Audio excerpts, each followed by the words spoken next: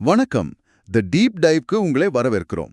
இன்னைக்கு நாம பார்க்க போற விஷயம் ரொம்பவே ஆழமானது, சுவாரஸ்யமானதும் கூட. குண்டலினி. இந்த வார்த்தையை கேட்டாலே பலருக்கும் ஒரு விதமான மர்மம், அமானுஷ்ய சக்திகள், ஆபத்துகள்னு பல எண்ணங்கள் வரும். ஆனா நீங்க அனுப்புன இந்த ஆதாரங்கள் இது எல்லாத்தையும் தாண்டி குண்டலினிய ஒரு நடைமுறை அறிவியலா அணுகுது. ஒவ்வொருத்தருக்குள்ளேயும் இருக்கிற ஒரு மாபெரும் ஆற்றலை எப்படி பாதுகாப்பா படிப்படியா நம்ம அன்றாட வாழ்க்கையில பயன்படுத்துறதுன்னு சொல்லுது. சோ இந்த மர்மத்திரையை விளக்கி இதுக்குள்ள உண்மையில என்ன இருக்குன்னு ஆழமா பாக்குறது தான் இன்னைக்கு நம்ம நோக்கம். ரெடியா? நிச்சயமா. இதுல மிக முக்கியமான முதல் விஷயமே நீங்க சொன்னதுதான். இது ஏதோ திடீர்னு ஒரு நாள் சூப்பர் பவர் கிடைக்கிற விஷயம் இல்ல. இந்த ஆதாரங்களோட மைய கருத்தே அதுதான். குண்டலினிங்கிறது ஒவ்வொரு மனுஷனுக்குள்ளேயும் இருக்கிற ஒரு பிரபஞ்ச ஆற்றல். நம்ம முதுகு தண்டோட அடிப்பகுதியில மூலாதார சக்கரத்துல ஒரு பாம்பு போல சுருண்டு தூங்கிட்டு இருக்குன்னு ஒரு குறியீடா சொல்வாங்க. இந்த பயிற்சியோட நோக்கமே அந்த ஆற்றலை எழுப்பி நம்ம சூக்ஷ்ம உடல் வழியா அதை மேல பயணிக்க வைக்கிறது தான். ஆனா இங்க நாம கவனிக்க வேண்டியது, இது ஒரு அவசரமான பயணம் கிடையாது. அந்த சக்தி வாய்ந்த ஆற்றலை தாங்கறதுக்கு நம்ம உடம்பையும் மனசையும் தயார்படுத்துற ஒரு மெதுவான செயல்முறை. சரி, அப்போ அந்த சக்தி பயணிக்கிற பாதை ஒன்னு இருக்கணும் இல்லையா? இந்த ஆதாரங்கள்ல உணர்வு நிலைகளின் வரைபடம்னு சொல்ற 7 சக்கரங்களை பத்தி குறிப்பிட்டிருக்காங்க. அதுதான் அந்த பாதையா? அத பத்தி முதல்ல பேசுவோம். கரெக்ட். அதுதான் இந்த பயணத்துக்கான மேப். இந்த 7 சக்கரங்களும் நம்ம முதுகுத்தண்டுக்குள்ள இருக்கிற சூட்ச்ம நாடில அமைஞ்சிருக்கு. ஒவ்வொன்னும் ஒரு குறிப்பிட்ட உணர்வு நிலை, ஒரு ஆற்றல் மையம். முதல்ல மூலாதாரம். இது இடுப்புக்கு கீழ இருக்கு. பூமி தத்துவத்தோட தொடர்புடையது. பாதுகாப்பு, ஸ்திரத்தன்மை இதெல்லாம் இங்க தான் இருக்கு. குண்டலினி இங்க தான் தூங்கிட்டு இருக்கு. ஓகே. ரெண்டாவது ஸ்வாதிஷ்டானம். பாலியல் உறுப்புகளுக்கு பக்கத்துல நீர் தத்துவத்தோட தொடர்புடையது. நம்ம படைப்பாற்றல் உணர்ச்சிகளோட மையம் இது. மூணாவது மணிப்பூரம். இது நம்ம தொப்புள் பகுதி. நெருப்பு தத்துவம். ஒரு நிமிஷம். மணிப்பூரம், நெருப்பு தத்துவம். நம்ம பேச்சு வழக்குல கூட வயித்துல நெருப்ப கட்டிக்கிட்டு இருக்கேன்னு சொல்றோமே, ஒரு விதமான பதக்கத்தையோ ஒரு காரியத்தை முடிக்கணுங்கிற வேகத்தையும் குறிக்கிறதுக்கு அதுக்கும் இதுக்கும் சம்பந்தம் இருக்கா? அருமையான கேள்வி. நிச்சயமா சம்பந்தம் இருக்கு. ஆங்கிலத்துல ஃபயர் இன் த பெல்லின்னு சொல்லுவாங்களே, ஒரு காரியத்தை சாதிக்கணுங்கிற உறுதி அது இந்த மணிப்பூர ஆற்றல் தான். அதே சமயம் நம்ம அதிகாரம் சுயமரியாதைய பத்தி கவலைப்படும்போது வயித்துல ஒரு இறுக்கம் வருமே, அதுவும் மணிப்பூரத்தோட பாதிப்பு தான். இது நம்ம தனிப்பட்ட சக்தியோட மையம். புரிஞ்சுது. அடுத்தது 4வது அநாகதம். இது நம்ம இதய பகுதி, காற்று தத்துவம். இங்கதான் அன்பு, கருணை, இரக்கம் போன்ற உணர்வுகள் மலருது. அப்போ கீழ் 3 சக்கரங்களும் நம்மளோட அடிப்படையான உயிர் வாழுதல், உணர்ச்சிகள், தனிப்பட்ட சக்தியோட சம்பந்தப்பட்டது. இதயத்துக்கு மேல வர்றது இன்னும் நுட்பமான விஷயங்களா? மிகச்சரியா புரிஞ்சுக்கிட்டீங்க. 5வது விஷுத்தி. தொண்டை பகுதி, ஆகாய தத்துவம். நம்மளோட கருத்து பரிமாற்றம், உண்மைய பேசுறது இதோட தொடர்புடையது. 6வது ஆக்ஞா. புருவங்களுக்கு நடுவுல இருக்கு. இதத்தான் நம்ம 3வது கண்ணுன்னு சொல்றோம். உள்ளுணர்வு, ஞானத்தோட வாசல் இது. சரி. கடைசியா 7வது சகசிராரம். உச்சந்தலையில 1000 இதழ் தாமரைன்னு வர்ணிப்பாங்க. இங்கதான் தனிப்பட்ட உணர்வு பிரபஞ்ச உணர்வோட ஒன்னா கலக்குது. அதாவது சக்தி சிவனுடன் இணைகிறது. ஓகே. இப்போ இந்த மேப் தெளிவா புரியுது. அப்போ நம்ம வேலை ஒவ்வொரு சக்கரமா தியானம் செஞ்சு அந்த சக்தியை வலுக்கட்டாயமா மேல தள்ளிக்கிட்டு போறது தானே? நிறைய பேர் அப்படித்தானே நினைச்சிட்டு இருக்காங்க. ஆனா அது ஒரு பூவை பிடிச்சு இழுத்து மலர வைக்கிற மாதிரி இல்லையா? ரொம்ப அகங்காரம் சார்ந்த ஒரு செயலா தோணுதே. இங்கதான் ஒரு பெரிய ட்விஸ்ட் இருக்கு. நாம நினைக்கிற மாதிரி இல்லாம இந்த ஆதாரங்கள் ஹோல்ட்ட வேற ஒரு விஷயத்த சொல்லுது. நம்ம அகங்கார மனசை வச்சு நான் சக்தியை இங்கிருந்து அங்கே நகர்த்துகிறேன்னு நினைக்கிறதே ஒரு பெரிய மாயேன்னு சொல்லுது. அப்படியா? ஆமா. உண்மையான பயிற்சி அது கிடையாது. உண்மையான பயிற்சி என்னன்னா, அந்த குண்டலினி சக்தியோட ஞானத்துக்கு முழுமையா சரணடையறது. அதுக்கு தெரியும் எப்ப எழும்பணும், எந்த பாதையில போகணும், நம்மளோட எந்த பழைய கர்ம பதிவுகளை, அதாவது சம்ஸ்காரங்களை முதல்ல சுத்தம் செய்யணும்னு. நம்ம வேலை அந்த சக்தி பாதுகாப்பா பயணிக்கிறதுக்கு ஏத்த மாதிரி நம்ம உடம்பையும் மனசையும் ஒரு திடமான கலமா பண்படுத்துறது மட்டும்தான். களத்தை பண்படுத்துதல், இதுதான் முக்கிய வார்த்தைன்னு நினைக்கிறேன். சரி, அப்போ ஒரு அணு உலையை கட்டுற மாதிரி அந்த மாபெரும் சக்தியை தாங்கிறதுக்கு ஒரு வலிமையான கலனை நாம உருவாக்கணும். இந்த ஆதாரங்கள் சொல்றபடி அந்த கலனை எப்படி உருவாக்குறது? இங்கதான் நம்ம அன்றாட பயிற்சிகள் வருதா? அதேதான். அந்த மகத்தான ஆற்றலை தாங்குற அளவுக்கு நம்ம உடலையும் மனசையும் ஒரு வலிமையான கலனா மாத்தணும். இல்லனா அது ஆபத்துல முடியலாம். ஆமா. இதுக்கு ஆதாரங்கள் பாரம்பரிய யோகாவோட முதல் 2 அங்கங்களான யமங்கள், நியமங்கள ரொம்ப அழுத்தமா சொல்லுது. இதுதான் அஸ்திவாரம். யமங்கள்னா கட்டுப்பாடுகள். அஹிம்சை, சத்தியம், அஸ்தேயம், பிரம்மச்சரியம், அப்பரிக்கிரகம். ஒரு நிமிஷம். இங்க எனக்கு ஒரு கேள்வி வருது. இதெல்லாம் ஒரு நல்ல மனுஷனா வாழ்றதுக்கான தார்மீக கோட்பாடுகள் மாதிரி இருக்கு. அஹிம்சை, திருடாமை இதெல்லாம் சரி. ஆனா உதாரணத்துக்கு திருடாம இருக்கிறதுக்கும் என்னோட நரம்பு மண்டலத்தை ஒரு பெரிய சக்தி எழுச்சிக்கு தயார்படுத்துறதுக்கும் நேரடி தொடர்பு என்னன்னு இந்த ஆதாரங்கள் விளக்குதா? ரொம்ப முக்கியமான கேள்வி இது. தொடர்பு இருக்கு.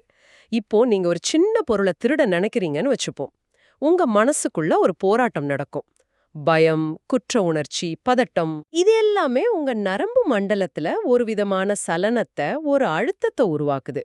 நம்மளோட ஒவ்வொரு எதிர்மறை எண்ணமும் செயலும் நம்ம ஆற்றல் அமைப்ப, எனர்ஜி சிஸ்டம பலவீனப்படுத்துது. அதுல சின்ன சின்ன ஓட்டைகளை உருவாக்குது. யமங்களை கடைபிடிக்கும் போது இந்த மன போராட்டங்கள் குறையுது, மனம் அமைதியாகுது, நரம்பு மண்டலம் ஸ்திரத்தன்மை அடையுது. ஓஹோ! அப்போதான் அது ஒரு பெரிய ஆற்றல் எழுச்சிய தாங்க தயாராகும். நியமங்களும் அப்படிதான். புரியுது. அதாவது மன அமைதி தான் நரம்பு மண்டலத்தோட வலிமைக்கு ஆதாரம். நியமங்கள் பத்தியும் சொல்லுங்க. நியமங்கள்னா நாம கடைபிடிக்க வேண்டிய விஷயங்கள். சௌச்சம், அதாவது உடல் மன தூய்மை. அப்புறம் சந்தோஷம், தவம், ஸ்வாத்தியாயம், ஈஸ்வர பிரணிதானம்.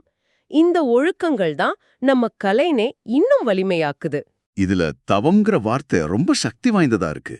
அகங்காரத்தோட தூண்டுதலுக்கும் ஆன்மீக ஒழுக்கத்துக்கும் நடுவுல ஏற்படுற உராய்வுல இருந்து தான் உள்மாற்றத்தை உருவாக்கும் நெருப்பு பிறக்குதுன்னு ஒரு வரி வருது. இதுதான் இந்த மாற்றத்துக்கான மைய இன்ஜின் மாதிரி தோணுது. இது வெறும் கட்டுப்பாட்டை பத்தி பேசல, ஒரு விதமான உள் ரசவாதம், இன்டர்னல் ஆல்கெமி பத்தி பேசுது இல்லையா? மிகச்சரியான வார்த்தை, உள் ரசவாதம். தவம்னா உடலை வருத்திக்கிறதுன்னு அர்த்தம் இல்ல. உதாரணத்துக்கு, உங்களை ஒருத்தர் கடுமையா பேசிட்டார். உடனே கோவப்பட்டு திட்டணும்னு உங்க அகங்காரம் தூண்டுது. ஆனா நீங்க அகிம்சையையும் பொறுமையையும் கடைபிடிக்க முடிவு செய்றீங்க. அந்த தூண்டுதலுக்கும் உங்க முடிவுக்கும் நடுவுல ஒரு உராய்வு, ஒரு டென்ஷன் உருவாகுது இல்லையா? ஆமா. அந்த உராய்வுல இருந்து கிளம்புற ஆற்றல் தான் அந்த உள் நெருப்பு. அது நம்மளோட அசுத்தங்களை, பழைய கோப பதிவுகளை எரிச்சு நம்ம மன உறுதிய, நரம்பு மண்டலத்தை அவ்விஸ்வாச அளவுக்கு பலப்படுத்துது. இதோட சேர்த்துதான் ஆசனங்கள், அதாவது உடற்பயிற்சிகள், பிராணாயாமம், மூச்சு பயிற்சிகள். ஆமா, மூச்சு பயிற்சிகள் இதெல்லாம் உடம்புல இருக்கிற ஆற்றல் தடைகளை நீக்குது. பிராணன் நிறைஞ்ச சாத்வீக உணவும் இந்த தயாரிப்புல ஒரு முக்கியமான பங்கு வகிக்குது. ஓகே. இப்போ இந்த உடல் ரீதியான, ஒழுக்க ரீதியான அஸ்திவாரம் ரொம்ப தெளிவா புரியுது. ஒரு வலிமையான கலனை நாம கட்டிட்டோம். ஆனா அந்த கலனுக்குள்ள நாம ஊத்துற விஷயமே குழப்பமா இருந்தா என்ன பண்றது? இங்கதான் பலருக்கும் பெரிய சவாலே இருக்கு. நம்ம மனசு. அதை கையாள இந்த ஆதாரங்கள் என்ன கருவிகளை தருது? மந்திரம், சாட்சி உணர்வு பத்தி நிறைய பேசப்பட்டிருக்கு. ஆமா, மனம்ங்கிறது தான் குண்டலினி பயணத்துல மிக முக்கியமான போர்க்களம். அதுக்கு முதல் கருவி மந்திரம். மந்திரம்னா ஏதோ சில வார்த்தைகளை திரும்ப திரும்ப சொல்றதுன்னு மட்டும் அர்த்தம் இல்ல. அது குண்டலினி சக்தியோட உயிருள்ள அதிர்வு, ஒரு லிவிங் வைப்ரேஷன்னு இந்த ஆதாரங்கள் வர்ணிக்குது. ஓம் நம சிவாயா இல்ல ஹம்சா மாதிரி ஒரு மந்திரத்தை மனசுக்குள்ள மௌனமா உச்சரிக்கும் போது சிதறி ஓடுற மனசு ஒரே இடத்துல குவியுது. இதுல உள் யக்ஞம், அதாவது உள்ளுக்குள்ளே நடக்கிற ஒரு வேள்வின்னு ஒரு அழகான உருவகம் வருது. நாம வெறும் மந்திரம் சொல்லல, நம்ம மனசுல இருக்கிற குப்பைகளை அந்த வேள்வித்தீயில போட்டு பொசுக்குறோம்னு சொல்றது மாதிரி இருக்கு. இது அந்த பயிற்சியே வெறும் ஒரு இயந்திரத்தனமான செயல்ல இருந்து ஒரு சக்தி வாய்ந்த சுத்திகரிப்பு செயலா மாத்துது. அருமையா சொன்னீங்க. அதுதான் அதோட உண்மையான அர்த்தம். அடுத்ததா 2வது சக்தி வாய்ந்த கருவி, சாட்சி உணர்வு, விட்னஸ் கான்ஷியஸ்னஸ். அதாவது பார்க்கப்படுபவராக இல்லாம பார்ப்பவராக மாறுவது. நாடகத்துல வர்ற கதாபாத்திரமா இல்லாம அந்த நாடகத்தை அமைதியா பார்க்கிற பார்வையாளரா மாறணும். இது கேட்கறதுக்கு ரொம்ப நல்லா இருக்கு. ஆனா நடைமுறையில நம்ம குடும்பத்தை பத்தின ஒரு கவலையான எண்ணங்கிற மேகம் வரும்போது அது புயலா மாறி நம்மளையே அடிச்சிட்டு போயிடுது. அந்த நேரத்துல நாம் பார்வையாளர்னு சொல்றது ரொம்ப கஷ்டம். இதை செயல்படுத்துறதுக்கு, சின்னதா ஆரம்பிக்கிறதுக்கு ஏதாவது வழிகளை இந்த ஆதாரங்கள் சொல்லுதா? நிச்சயமா. இது ஒரே நாள்ல வராது. படிப்படியா பயிற்சி செய்யணும்.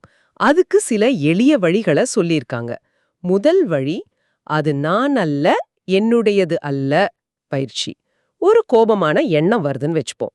உடனே நம்ம மனசு இது ஏன் கோபம், எனக்கு அநியாயம் நடந்துருச்சுன்னு அதோட ஐக்கியமாயிடும். அந்த பழக்கத்தை உடைக்கணும்.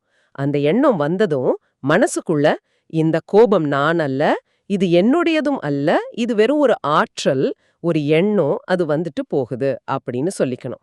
ம் இத உங்களுக்கும் அந்த உணர்ச்சிக்கும் நடுவுல ஒரு சின்ன இடைவெளிய உருவாக்கும். அந்த இடைவெளி தான் சுதந்திரத்துக்கான முதல் படி.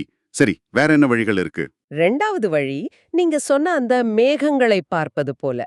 உங்க எண்ணங்களையும் உணர்ச்சிகளையும் மனவானத்துல மிதந்து போற மேகங்களா பாருங்க. மேகங்கள் வானத்தை தொடாது, அதுல எந்த தழும்பையும் ஏற்படுத்தாது. அது மாதிரி இந்த எண்ணங்கள் உங்களோட உண்மையான சுயமான அந்த சாட்சியே தொடாதுன்னு ஆழமா உணரணும். 3வது, கோபத்தை சக்தியா மாத்துறது. கோபம் வரும்போது அதை அடக்காம அடுத்தவங்க மேல கொட்டாம அத வெறும் ஒரு ஆற்றல் கட்டியா, ஒரு எனர்ஜி பிளாபா பாருங்க. ஓகே. அப்புறம் இந்த ஆற்றலை ஆக்கப்பூர்வமா எப்படி பயன்படுத்தலாம் ஆனா உங்களுக்கு நீங்களே கேட்டுக்கோங்க. ஒரு கவிதையா எழுதலாம், இல்ல உடற்பயிற்சி செய்யலாம். அந்த ஆற்றலை உருமாற்றணும். அந்த இடைவெளிகளை கவனிக்கிறது பத்தியும் ஒரு குறிப்பு இருந்ததே, அது ரொம்ப நுட்பமானதா தோணுச்சு. ஆமா, அது ரொம்ப சக்தி வாய்ந்தது. 4வது வழி, இடைவெளிகளை கவனித்தல். நீங்க மூச்சை உள்ள இழுக்கிறதுக்கும் வெளி விடுறதுக்கும் நடுவுல ஒரு சின்ன இடைவெளி இருக்கும். 2 எண்ணங்களுக்கு நடுவுல ஒரு மௌனம் இருக்கும். நம்ம கவனம் எப்போதுமே அசைவுகள் மேலதான் இருக்கும். ஆனா அந்த அசைவில்லாத மௌனமான இடைவெளியில கவனத்தை செலுத்த பழகணும். புரியுது. அந்த மௌனத்துல நிலைச்சு நிக்க பழகும்போது உங்க விழிப்புணர்வு அசைக்க முடியாததா மாறும். ஏன்னா அந்த மௌனம் தான் உங்க உண்மையான இருப்பிடம். இவ்ளோ விஷயங்கள் இருக்கு. தனியா செய்யறதுக்கு கொஞ்சம் பயமும் இருக்கு. பலரும் கேட்கிற கேள்விதான் அது. இவ்ளோ கடினமான ஒரு பயணத்துக்கு ஒரு குரு, ஒரு ஆசிரியர் கண்டிப்பா தேவையா? இன்டர்நெட்ல தான் எல்லா தகவலும் கிடைக்குது. நாமளே தனியா செய்ய முடியாதா? இது ஒரு மிக முக்கியமான கேள்வி. இந்த ஆதாரங்கள் இத ஒரு நீங்களே செய்யும் திட்டம், ஒரு do it your self project இல்லைன்னு ரொம்ப தெளிவா சொல்லுது.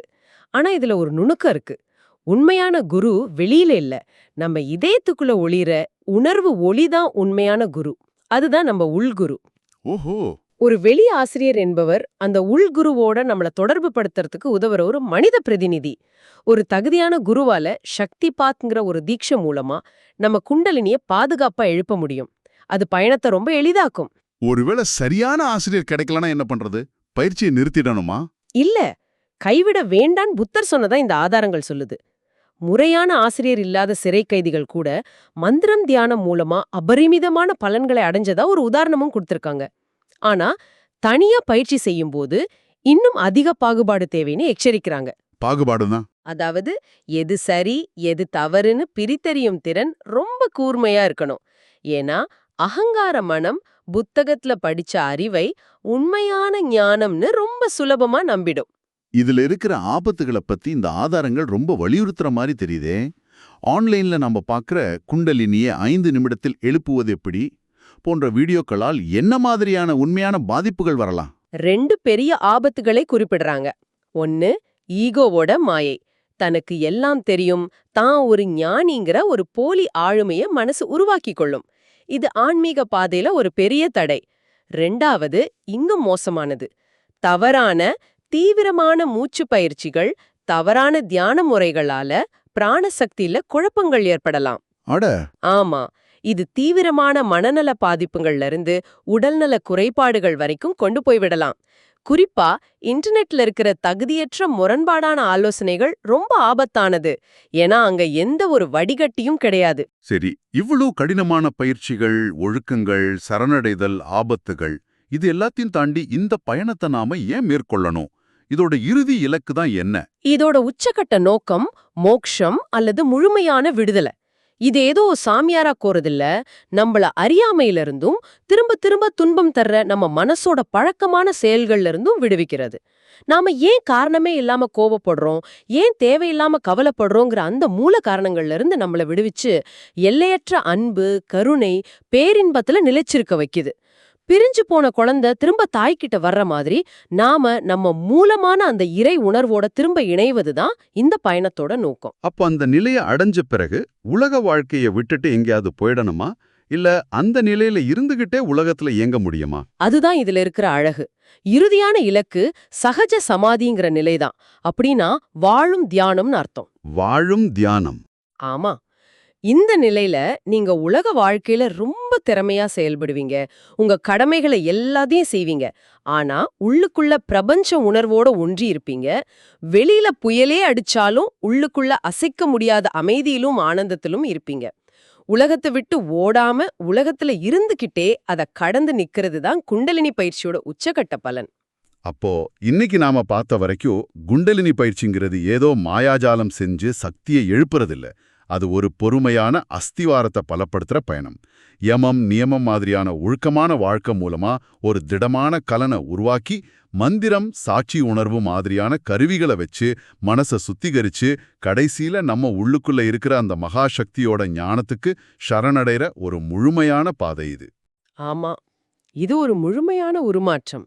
சரி, இந்த உரையாடலோட இறுதியில உங்களுக்காக ஒரு சிந்தனை. இந்த ஆதாரங்கள் சொல்ற ஒரு விஷயத்த நினைவில் வைப்போம். நம்ம மனசு ஒவ்வொரு கணமும் ஒவ்வொரு பாத்திரமா மாறிக்கிட்டே இருக்கு.